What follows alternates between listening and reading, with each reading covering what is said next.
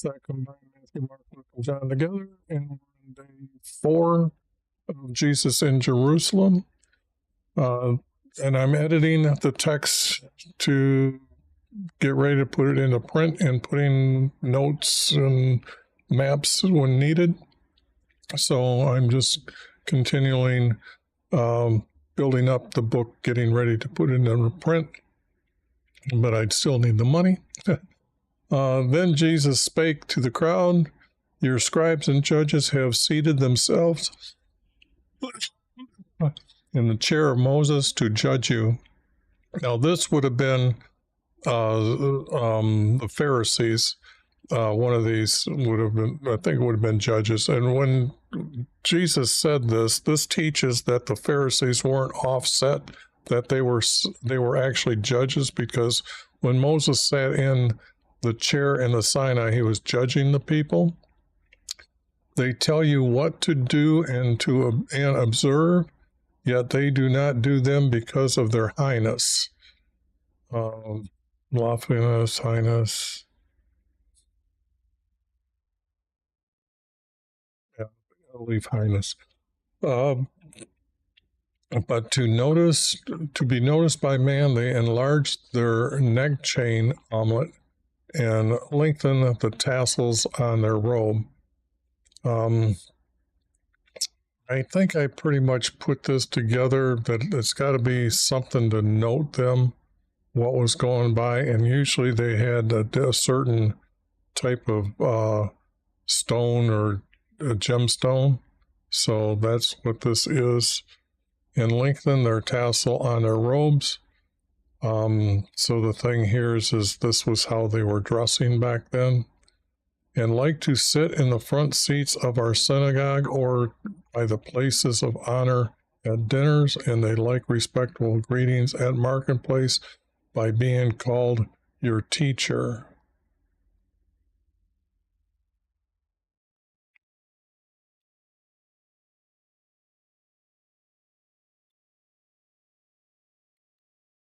All being called your teachers, lumped them all together. Do not call them your teachers. Our Father is your teacher. Do not call them your Father. Our Creator is.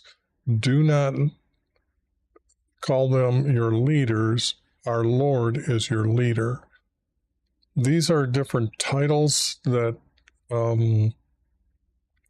for the truer meaning what Jesus is talking about. And it's about this time that Jesus is teaching that it's corrupt.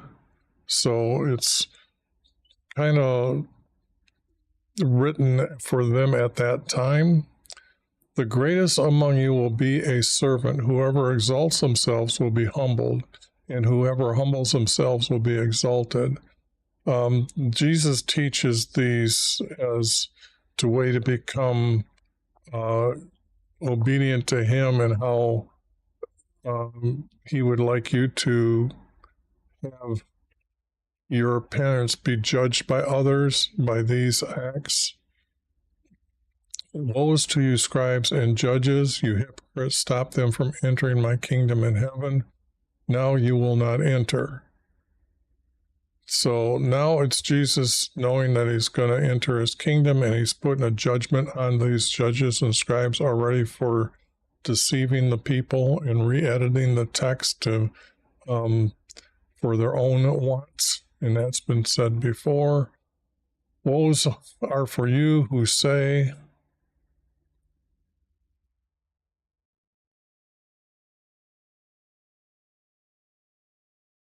swears by his house, that is nothing.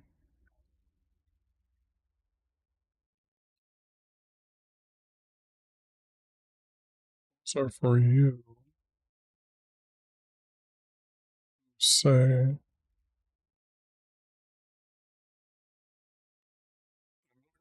it's one sentence and break it up this way. I guess whoever swears by his house, that is nothing. But whoever swears by the gold in his house, they are indebted to them. They have also said, who vows to Yahweh is indebted to him. You fools are like the blind, neither is important. Now you will receive greater woes.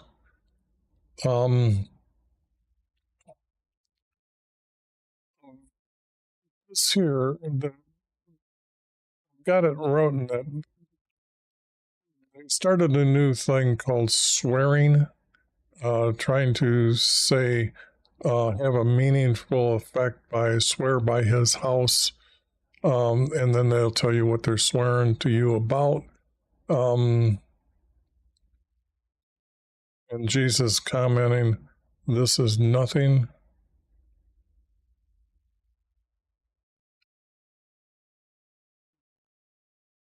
It's nothing. That is wrong.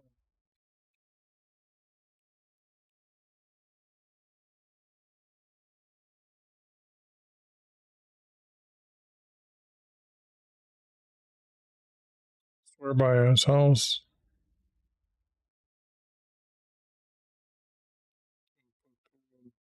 Sentence here.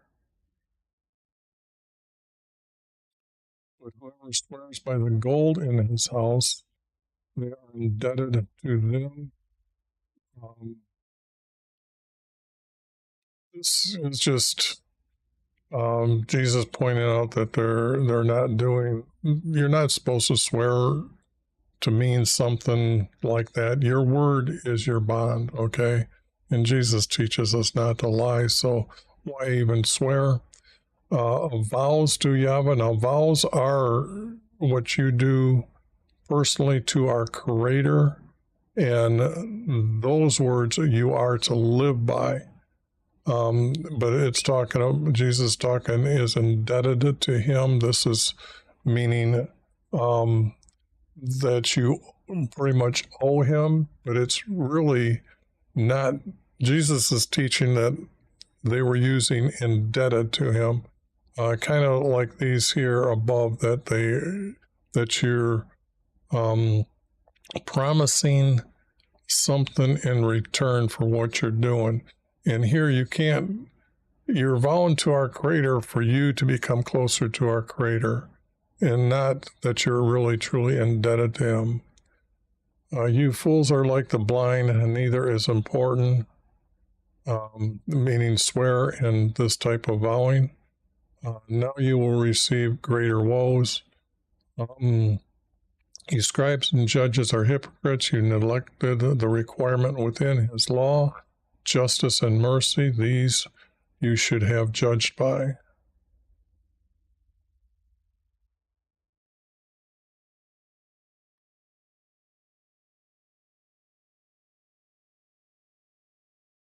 These aren't proper English, by the way. I'm doing it. I just wanted to break, pause, and keep reading. You are protected by the outside. You are protected by the outside of your home, but inside you are robbers by your self-indulgence. That's pretty explainable. Then he sat down to observe the people putting their money into the donation box. Many of the rich were putting in larger amounts. Then he saw a poor widow putting in 1 coin, and he told us, this poor woman put in more than the richer, for they all put in from their abundance, but from her poverty she donated from what she had to live on.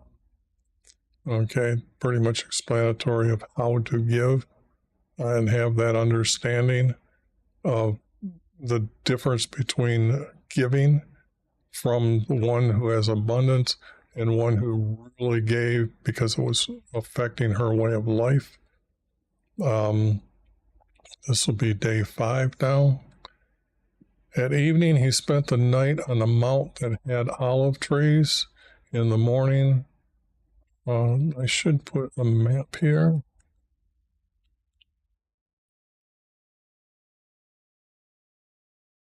Let's see here. In the morning, people would come to Jesus by the gate to listen to him, and many Jews were coming to listen to him. Jews are those that were pretty much unbelievable believers, but they were of Hebrew descent. Our higher priests and scribes were telling our people Jesus is welcoming sinners and even eats with them. Now I'm going to leave it as higher priest, and not the highest priest here, because I'm saying some of these had to come from their tribe area to be around for the celebration, and they're there more of a presence of saying who I am, and I came down here with you so you can trust me when I'm teaching you or telling you what's going on, or things like that. So this is the difference, that these are the higher priests from the tribe's lands. Jesus is welcoming sinners and even eats with them. Then Jesus said to our higher priests and scribes, you justify yourselves in the eyes of mankind, but Yahweh knows your hearts. You may be highly esteemed among mankind, but you're evil in the eyes of Yahweh. So here, Jesus is pointing out that they have this meditation practice, by me making sure the word mankind is in the text. So they are just deceiving people, just like the bishop and popes today. I mean, they're no different than those during that day. Then a scribe asked, how is your kingdom from Yahweh coming to us? He told them, my kingdom from Yahweh is not coming with signs, nor by observing. Yet you have taught, look here or there, for the kingdom of Yahweh is in yourself.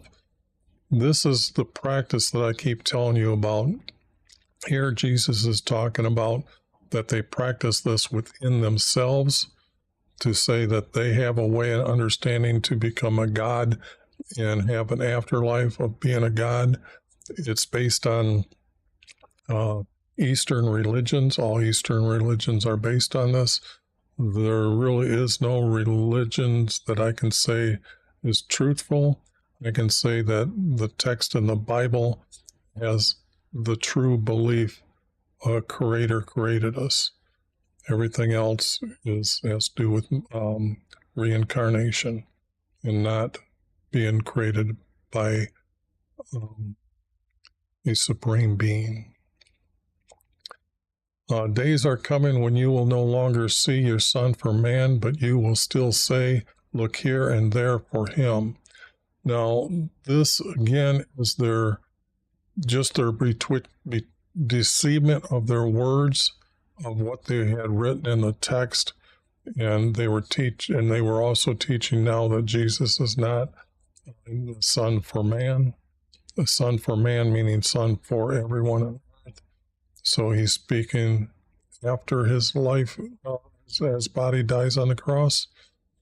But I say, mine will weep and lament, but man will rejoice, meaning all man, because here Jesus, those that are his true followers, the Israelis, who are still unto our Creator, will weep and lament because of the way he's going to die. But man will rejoice, meaning man around the world from the time Jesus' body dies, even today and tomorrow. When there's sadness, then their sadness will turn into joy. This here is, they will understand later.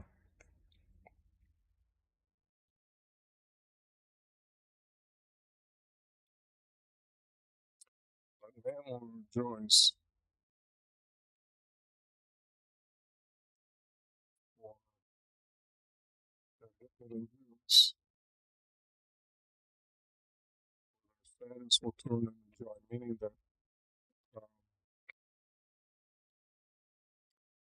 two belong together. This doesn't. So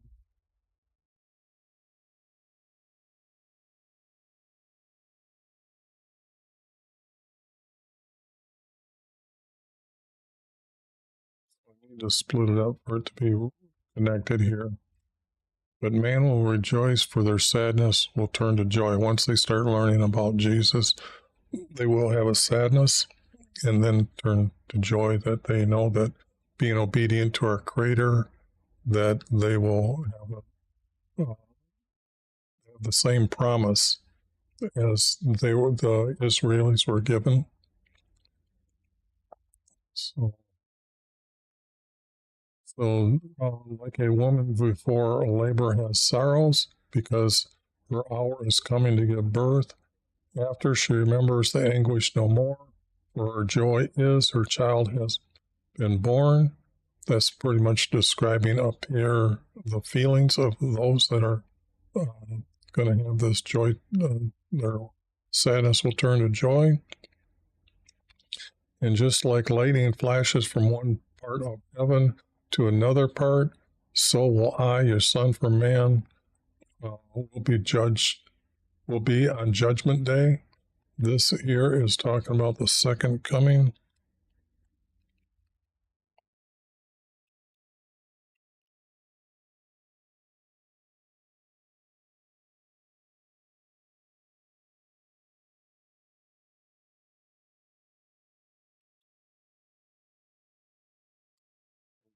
Because there's going to be quite a few comments here from the text. I want to make sure people understand that Jesus started teaching his second coming, but a lot of text is missing. It's the best I can do to put these things together and then make sure people are noting Jesus was teaching not only of his gospel, but of what will happen when he returns to judge all man on earth. But the crowd of Jews from the crowd of Jews was said, we are taught in his prophecies, our king will rule us forever. How are you saying you are the son for all man and will ascend to heaven? Now, what they missed was what Abraham's promise, and like I've shown this before, how when he established his promises that all kings shall come forth from you, then this here him that they're going to be talking about is all the nations on earth will be blessed is the king, and we're talking about Jesus. So this we have to then tie with Nathan's prophecy to David, how through his son will have a kingdom in heaven. So you are the son for all man and will descend to heaven. So the thing here is this doesn't go with the text above here.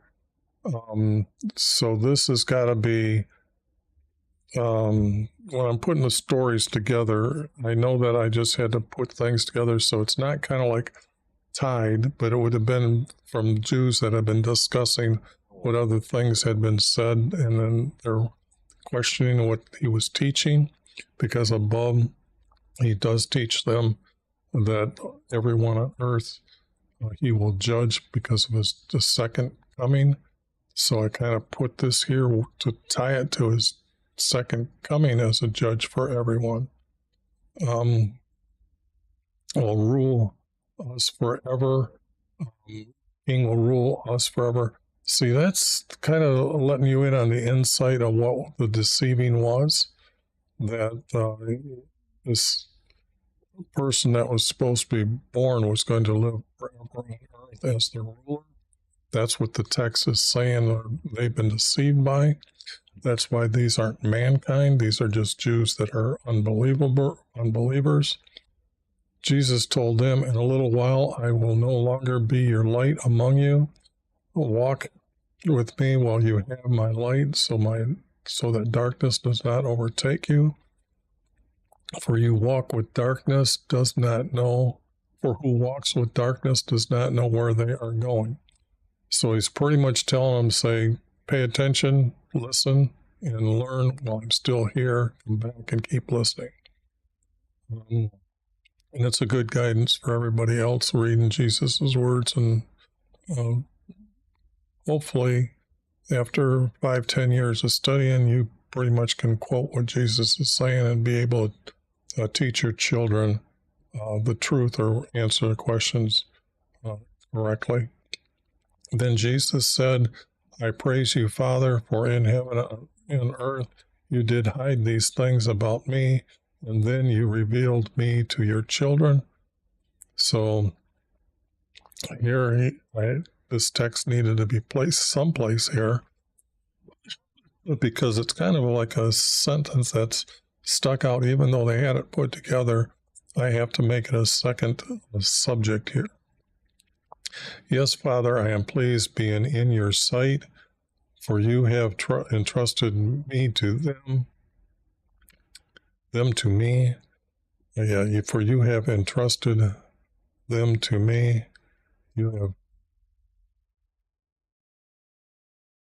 have, entrusted is the best word here. Okay. By our Father, no one knew their Son except our Father. And I've kind of said this before, that Jesus didn't know until probably the last few days before he was to appear on earth.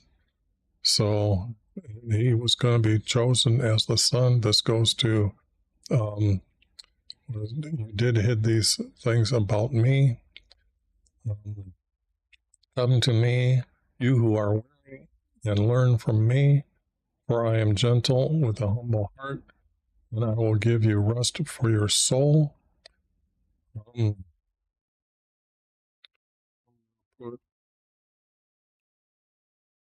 It's not a promised rest on earth, but I want it to be made for your soul. Okay. Just as Isaiah, his prophet, prophesies, for he had written, Lord, who is to believe our prophesying of him? Only to whom our Lord has revealed him to. It's kind of like Isaiah, who has this cruel vision of his death. He had it written, he wrote it, for he had written, Lord, talking to our Creator, who is to believe our prophesying of him? And then he's answering himself. So I'm going to use this. So it's an invitation. Only to whom our Lord has revealed him to. Isaiah also had prophesied, now he has blinded their eyes and hardened their heart, lest they see him with their eyes and know with their heart, but he will not forgive them. So I'm going to need a note here. If I can find it, I'll look it up and find if there is one. And that would be the same.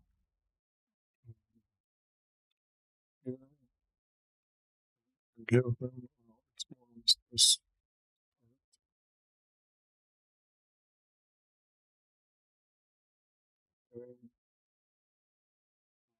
The kingdom in heaven is compared to 10 virgins who took lamps. Now remember, this is a metaphor, or a proverb, and went to meet their master in the night. Now this would be bridegroom, and there's no such thing as a bridegroom. There is a groom and there is a bride. So this is why the word master is here. 5 were foolish and 5 were wise. The foolish took lamps, but no oil, no extra oil. The wise took extra oil and a bottle along with their lamps. Their master was late, and they all got drowsy. At midnight, someone said, their master will be coming to meet us sooner or later. And then they all rose and brightened their lamps. The foolish ones asked the wise ones, give us some of your extra oil, or our lamps will go out. The wise answered, no, there it will not be enough for us, but go to a dealer and buy some.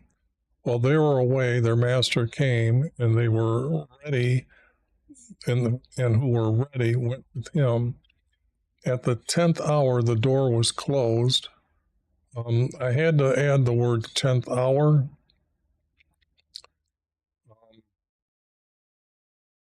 Should I have, because I adjusted how the hours of days are there.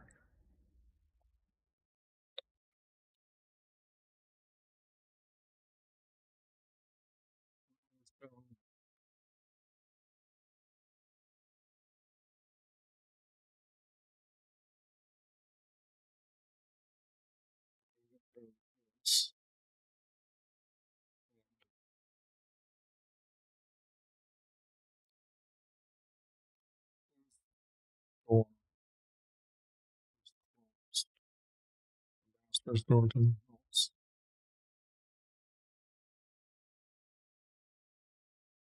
Just thinking the parable through explain this does match up.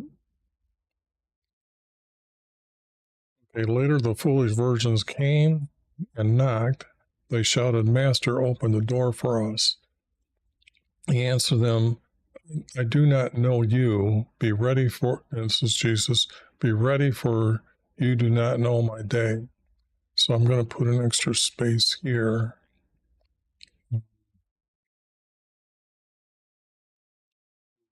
Present that by like this.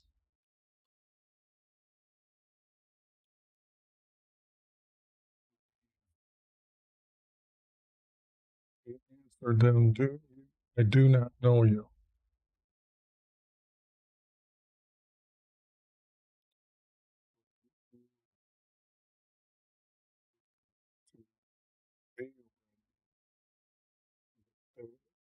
You do not know my day.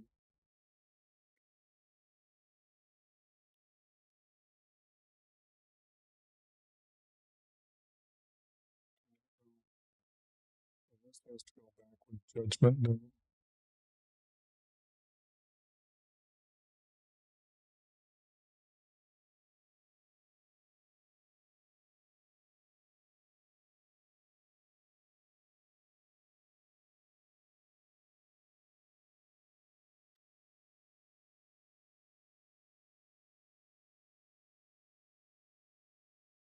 The starting point, I'm going to put all the gray text as actual text. So I'll just do that now here for this word here. Gray. I added that word there right now for editing purposes. Okay. Now, as virgins, you're supposed to be young, innocent, and pure of thought. Okay. With pure thoughts. But he's going to tell you as when to meet their master. The proverb is that there is 5 or more foolish and 5 more wise, and they were going to go. They were to meet him in the night. So this would be the master is coming to his place that he's going to enter, and then close the door. So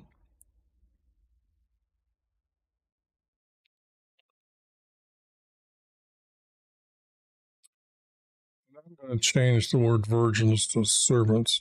What I'm saying is, I'm thinking it's better to cover everybody and not just virgins here.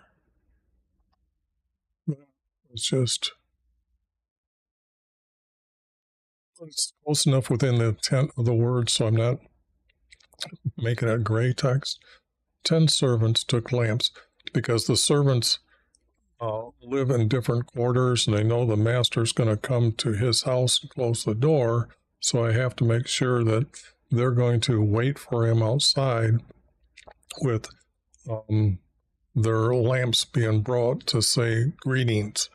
Okay. We waited for you. Okay. It's the key here, the story. The foolish took lamps, but no extra oil. The wise took Their master was late and they got drowsy. At midnight, someone said, their master will be coming to meet us sooner or later. They all rose and brightened their lamps, meaning they turned them up on high because it's now darker. It's just not the the time has passed. They know the darkness. They're going to turn up the lamps to make sure that they're fully bright. And the foolish ones asked the wise ones, give us some extra oil. Now here, the oil is representing your will, okay? To be waitful of our Creator when you see the rest of the text down here. So it has to represent your will. So that's why I have changed it to servants. Everybody is servant. And then some are foolish and some are wise and some are just going away because here the wise said, no, there will be not enough for us. Go to a dealer and buy some. So here it was that literally the wise were telling them, you can't take what we have, what will we have. You need to go buy some from the dealer, meaning actual oil to make their lamps brighter. Not that they're supposed to go to a dealer and ask them for a better will. Okay, so this is not to be taught that way. This is literally to keep the story or the proverb going. While they were away, their master came and who were ready went with him. Went in with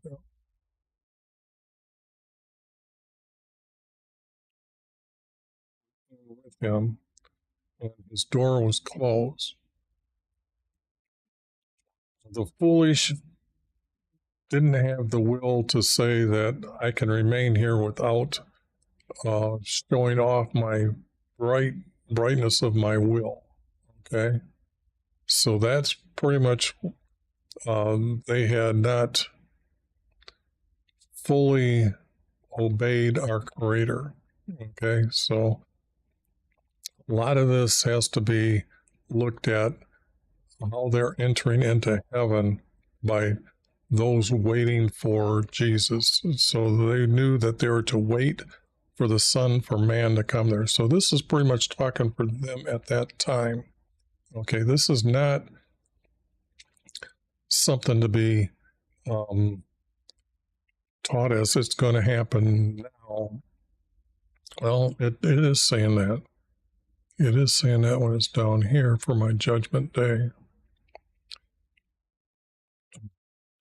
So make sure you have a strong will to keep because Jesus a lot of time refers to the light or your lamp within you or your light within you is your obedience of showing to other people your will to be obedient to our Creator, and they would recognize you for sometimes your deeds, your actions, and your just way you walk and talk. So this lamp would also represent this other proverb by Jesus as well to tie in what the word light or lamps would mean. But they were foolish, and so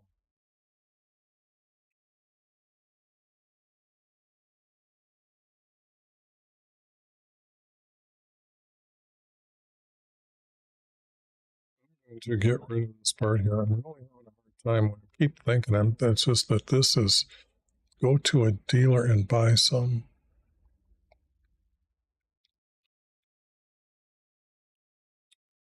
So they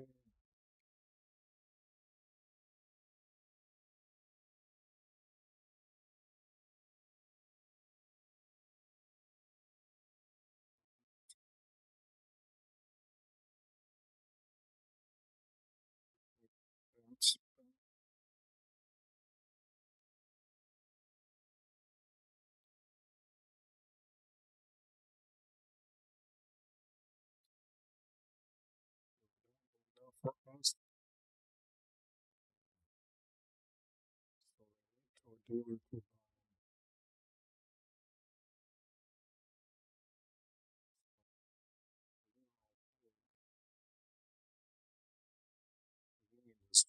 distracted from their purpose. Because even if you have a lesser light, but being obedient, waiting for Jesus, you would enter into his kingdom. So the thing here is I'm going to have to really do a better teaching of this text than what I've been mumbling here, because I was trying to figure it out and it a lot. So at another time, it would be better to listen to me explain the text a little bit better when I have more time to concentrate on these words, because I do want to bring up words that he said about the light or lamps within you, or light within you. Okay. Again, a master went on a journey, so he called his servants to entrust them with silver. This would be referring to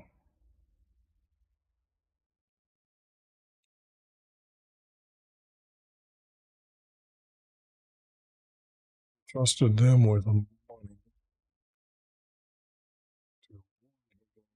5 coins.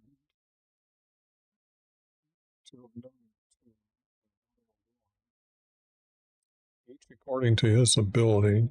Then he went on a journey. The one receiving 5 silver, he went and traded and gained 5 more silver. The one who had 2 gained 2. The one who received 1 buried it in the ground to hide it.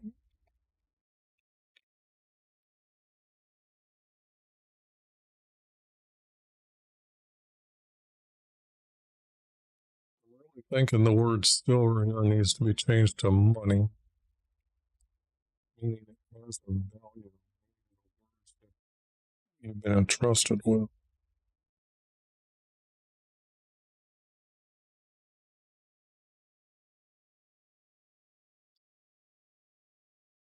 For the power to mean that it's worth what he's given you. It's supposed to be coin.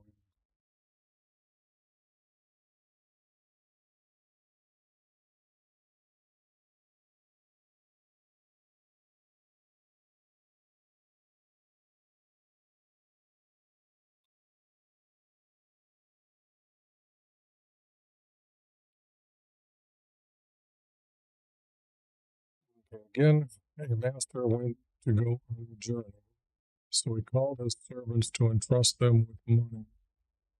To one he gave 5 coins, to another 2, to another 1, each according to his ability, and went on a journey. The one receiving 5 coins, he went and traded and gained 5 more. 5 more coins. The one who had gained 2 gained 2, who received 1 buried it in the ground and hid it. After a time, the master came to learn of their accounts. The one who received 5 coins brought to him his 5 more coins. So said, I trusted you with 5 coins. He gained 5 more coins. The master said, you've done well done, my faithful servant, for you have done good with a few silver, a few coins. I will put you in charge of many things. This relates to the other proverb just like it above, always said just differently. The one who received 2 said, Master, you entrusted me with 2 coins. I gained 2 more. The master said, well done, faithful servant. You've done good with a few coins. I will put you in charge of many things.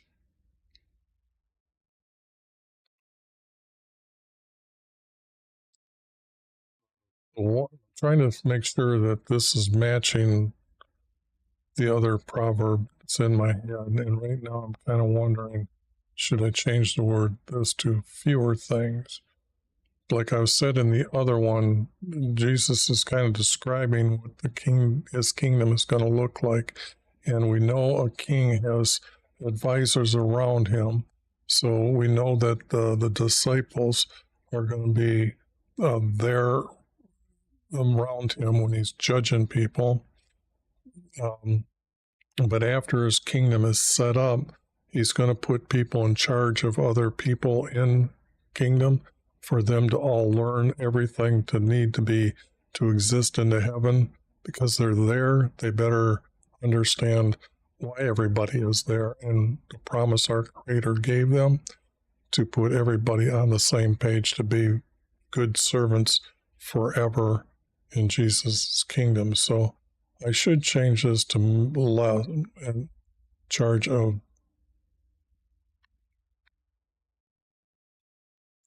a few things to show the difference, because everybody is going to be assigned or everybody is to live differently and to understand our Creator differently by our Creator giving us what He wants each of us to know. And then whatever we're given, as long as we stay true to our Creator, respectful and honoring our Creator by obeying His statutes, commandments, laws, and guidances, as many as we can, then we are allowed into heaven. The one receiving one said, Master, I know you to be a hard male. You reap where you do not sow, you gather where you scatter.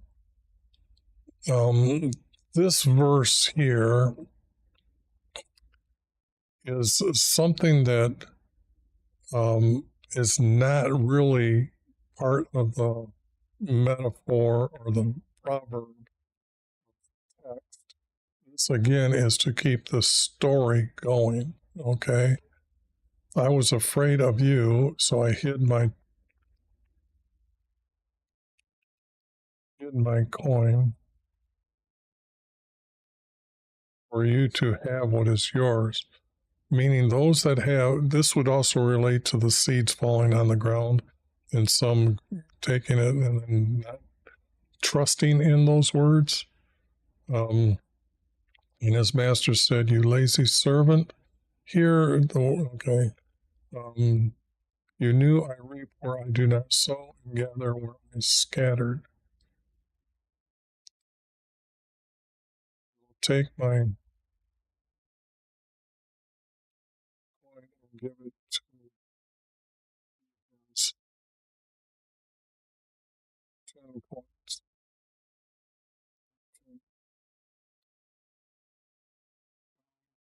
This has actually become part of the text. And this would be that he's knowing that he's going to be king for everybody, because he did not sow, meaning Jesus didn't teach them all around the world after his death and anywhere, but you will gather where you scattered, which would be your knowledge of our Creator. Okay, then yes, this has to be part of the proverb then, and not so much setting up to keep the text, because he would know that this would have to be known that the master has servants around him that are supposed to understand who their master is, who their king in heaven is. So they would have known, this would have been known by him, but he didn't want to go around and trade, which means that they were supposed to go around and tell what they know about Jesus when they were approached or asked, or when they tried to inform others just by way of talking to them. So yeah, then it would go that you knew I reaped where I did not. So yes, okay. That's how that's part of this proverb then. Okay. Everyone who has gained more from me will have an abundance. Who does not gain more from me will be taken away and cast into hell and placed for weeping and groaning. Now, this is a first time that the word hell is coming up, and Jesus is now speaking of after the second coming, after his second coming.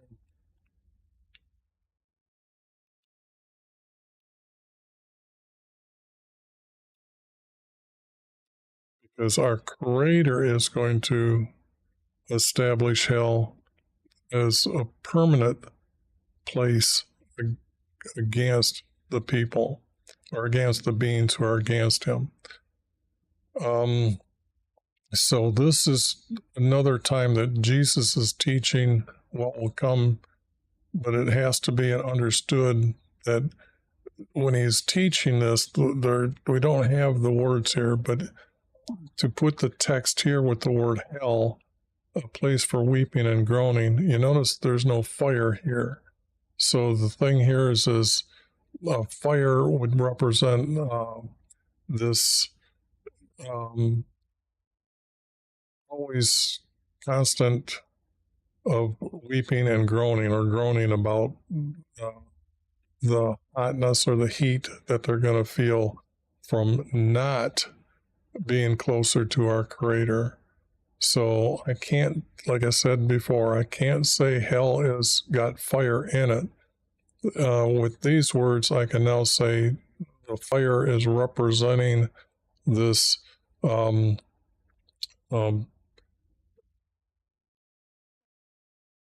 only light and knowledge that they now know is like a fire to them that they have and never will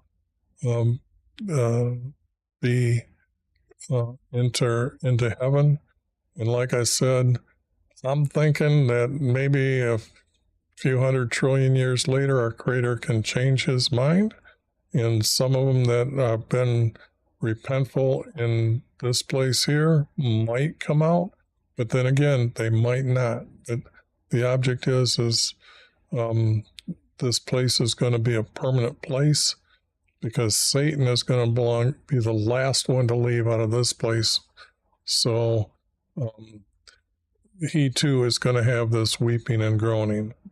So when I, your Son for Man, comes in my glory, and all my angels will be on my side, again, this is, again, the second coming. Then I will separate everyone like the herder separates rams from goats.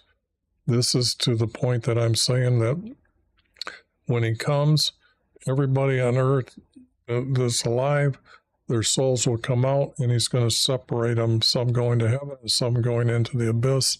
And then later, when our Creator creates hell, then that is after the second coming. As their king, I will say to my servants, come with me. You are blessed by our Father. My kingdom was prepared for you from the foundation of the earth. So this is consistent with the way Jesus has been teaching things. And this verse here is kind of what I know exists about Jesus' second coming. So this is pretty much where I get my information that when he comes, that it's the end of man on earth, because he's going to separate the rams and the goats. It doesn't mean there's days after this. No, his second coming is the end, because he's going to separate everyone. Okay? And to separate everyone, they have to leave their bodies. So, and then they are separated. Because you can't enter the abyss or heaven unless you're in your soul, where your soul is used, your bodily form is not usable anymore.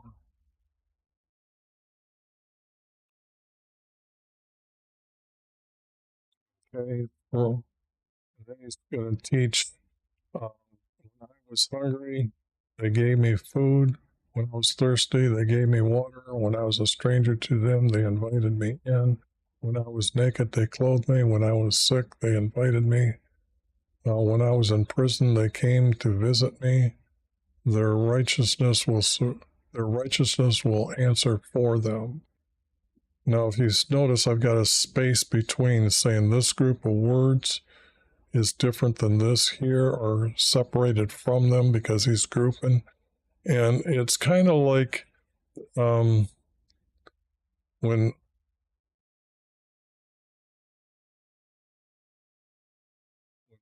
was hungry, they gave mine food. Thirsty, they gave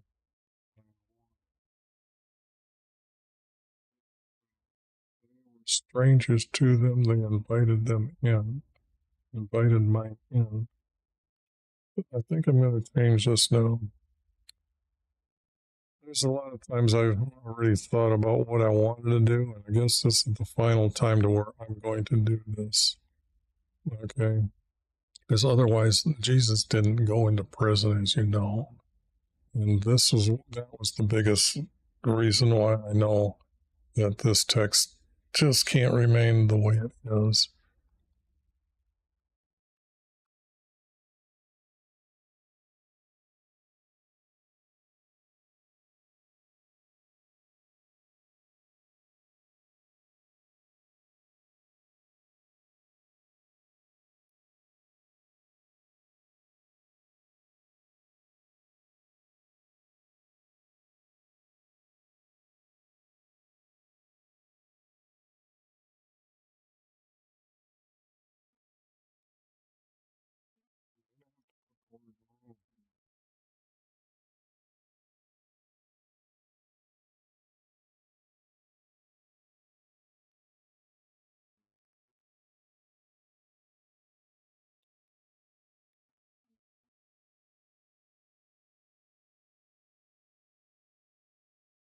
Again, this is all Proverbs, so it's kind of like these aren't.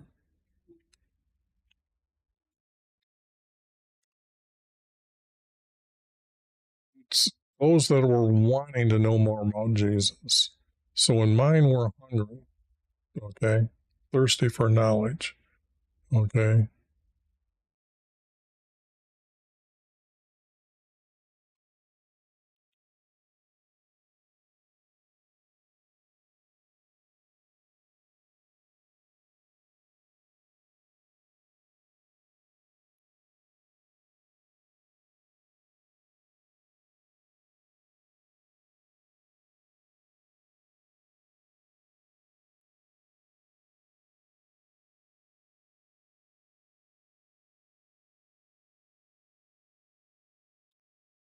when mine were hungry,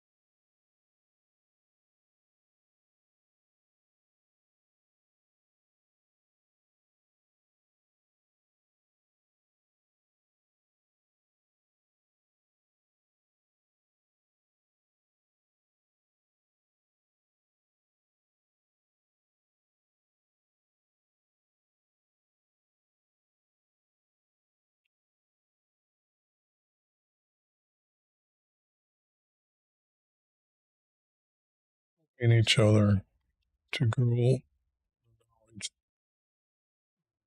Finger wants us each to know.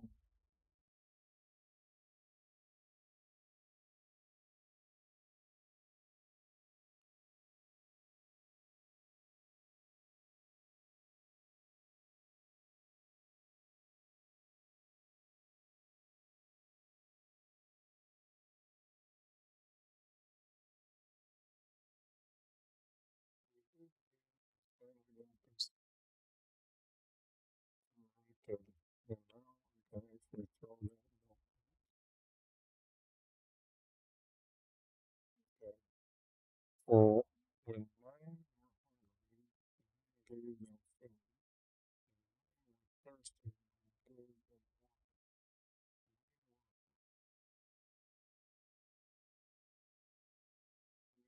the Lord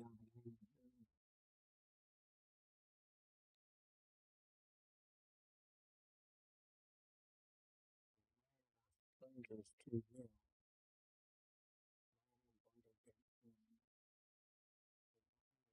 They could find things that visited prison to visit them.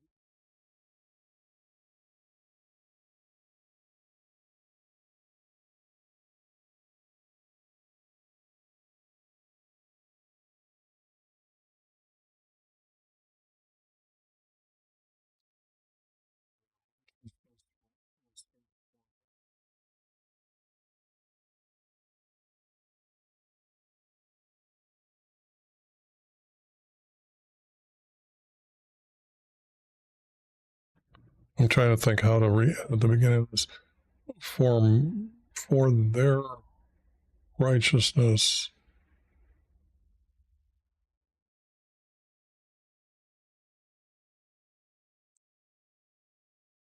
this righteousness will answer for the meaning how our Creator or how Jesus is allowing them to enter into heaven.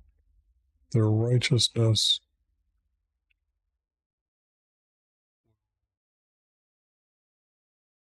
or speak for them.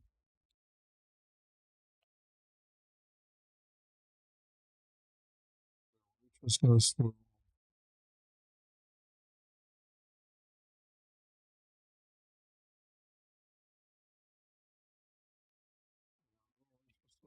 answer.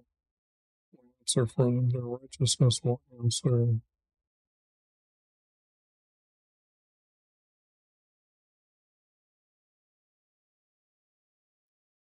for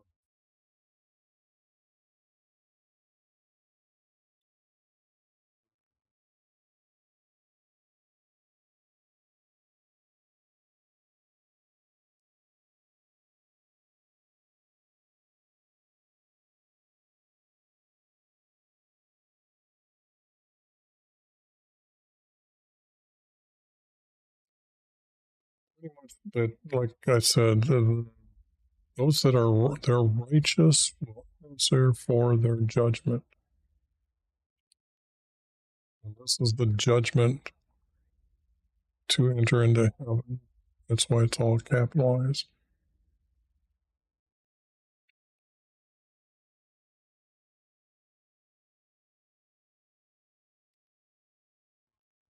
Understood and done.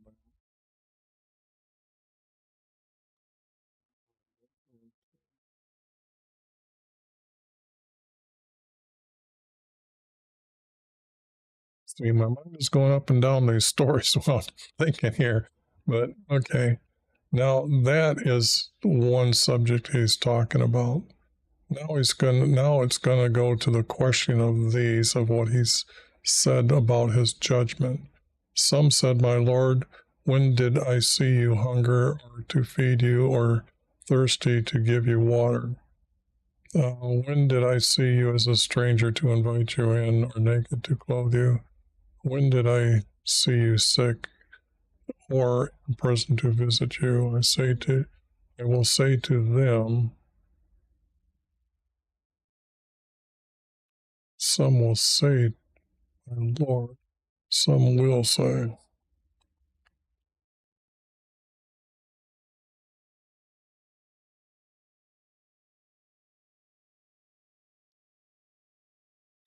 some will say,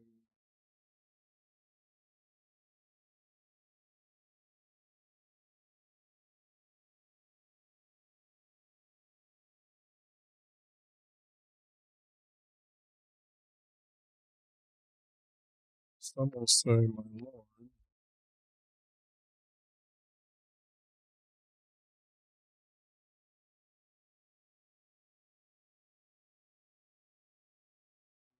I see you hunger to feed you,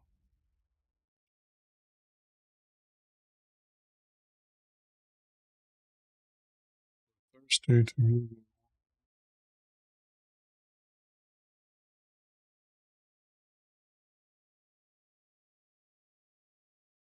I see a stranger to invite you in. To receive sick, person to visit you. Is that what he said up here?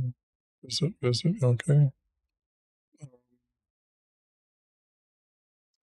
Did he say to them what done for one of them did for me?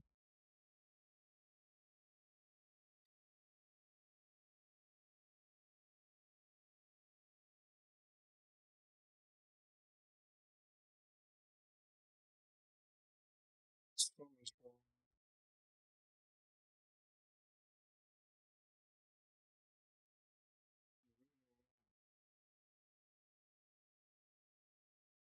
This it has to be. I have to change all this back.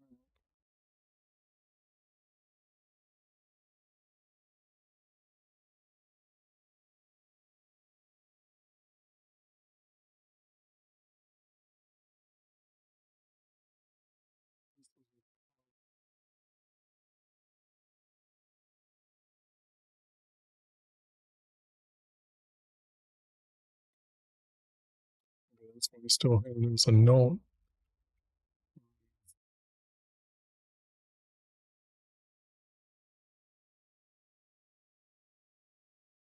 Because here he's actually teaching us the proverb to them by saying a proverb and then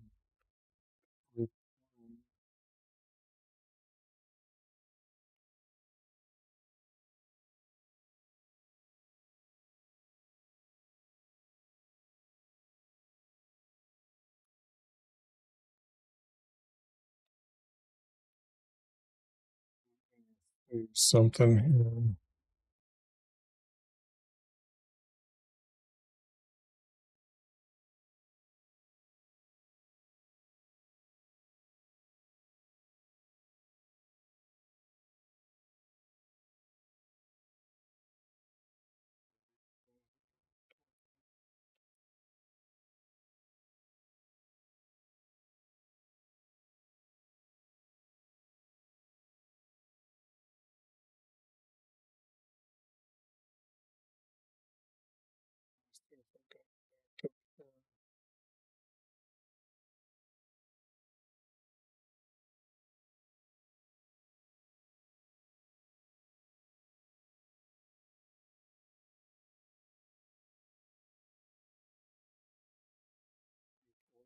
To the side.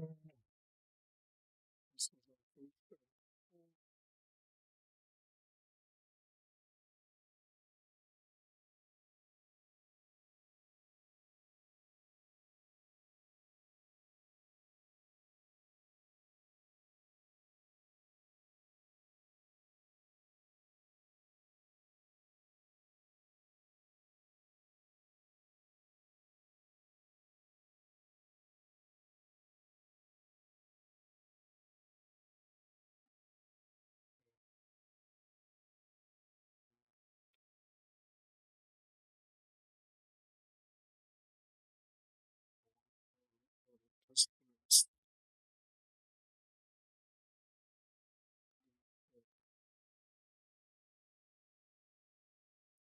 if I copy all this, here and go like this.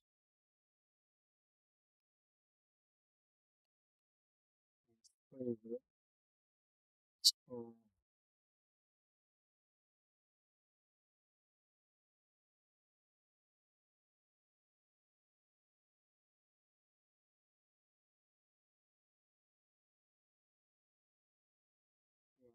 this is right. Okay.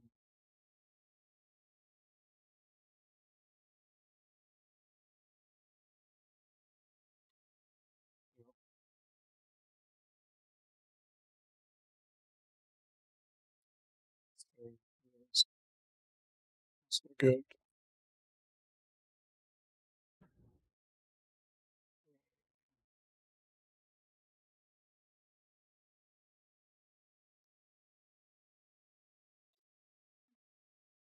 Just have a bunch of question marks that define one. Just What about this text again? I believe that is best said this way. Save that.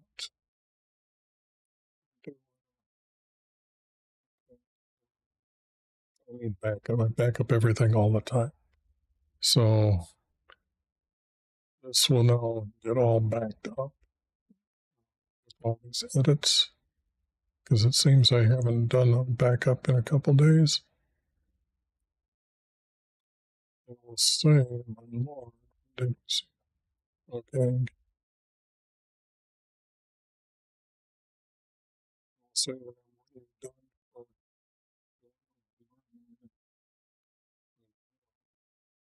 you did for me. In other words, a lot of times people will say your deeds are not enough to get you into heaven.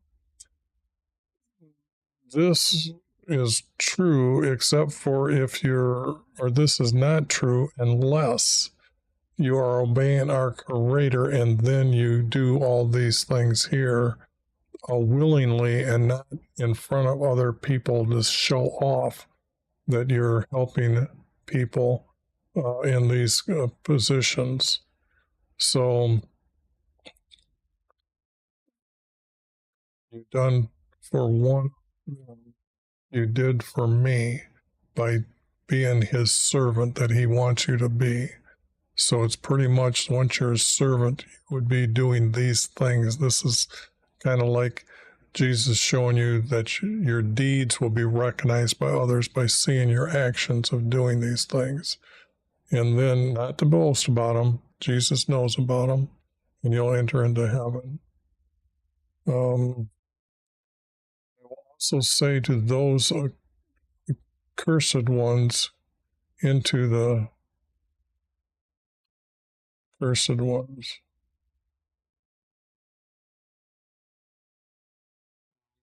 I can use the word wicked here instead of, again, just for 12-year-olds to the wicked ones.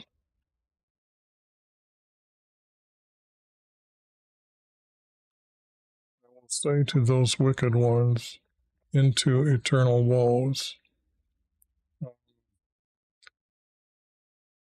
See, this is where I removed the word fire and had knowledge of Jesus speaking about what I just told you about his second coming, so they're woes, which have been prepared for Satan and his demons.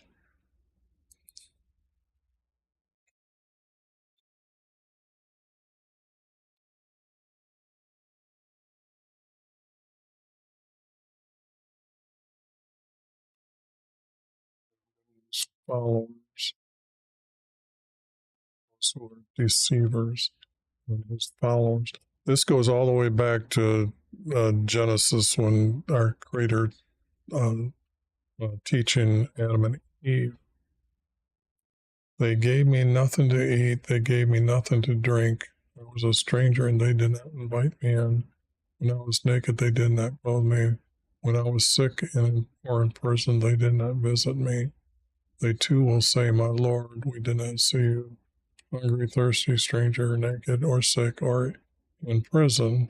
And I will say to them, you did not do any of these for anyone. Thus you did not do for me.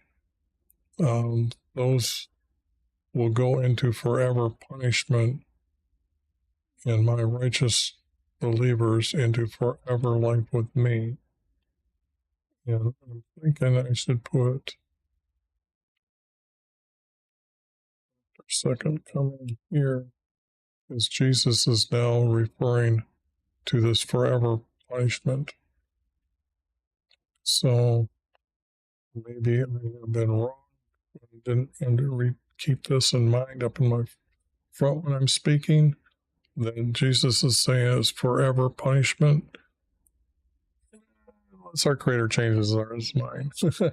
So Jesus was sitting on a hill with olive trees, and Thaddeus, I had to enter another disciple. So here I've done that here. Asked him, what happens before your second coming for the end of man on earth? So this goes to the second coming.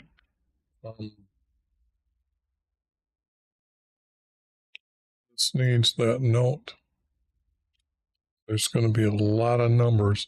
I'm going to have to pick the best one, and this one man on earth.